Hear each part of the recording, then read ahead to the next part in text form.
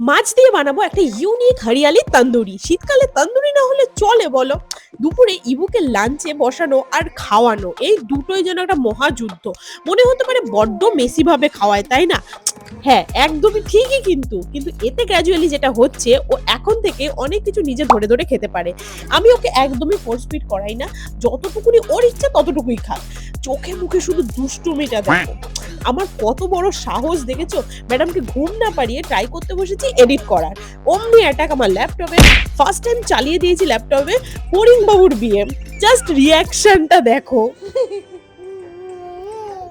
আচ্ছা, মিশো থেকে ইবুর জন্য ৩ টে ফুল স্লিপ অর্ডার করেছিলাম, এসে গেছে। সেটাই কি ভালো কোয়ালিটি এসছে। ৩ টের দাম মেবি ৩২০ টাকা নিল। খুব ভালো ছিল কিন্তু। চলো এবার রাতের জন্য হরিয়ালি তন্দুরিটা বানানো যাক। প্রথমেই ম্যারিনেশন। কিছুটা ফ্রেশ পালং শাক, ধনেপাতা, কাঁচা লঙ্কা, টক দই দিয়ে পেস্ট বানিয়ে রাখলাম। দিয়েছি তেলাপিয়া মাছ। এভাবে কাট লাগিয়ে নিয়েছি। ম্যারিনেশনটার ওপর দিয়ে দিলাম। তাতে দেবো আদা রসুন বাটা, হলুদ, লঙ্কা গুঁড়ো, তন্দুরি মশলা, নুন, সর্ষের তেল দিয়ে মাখিয়ে ১ ঘন্টা মতো ফ্রিজে রাখবো।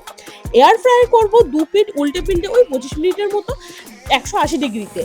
আর চাট মসলা আর লেবু দিয়ে সার্ভ করুন। দেখা হচ্ছে কাল। বাই।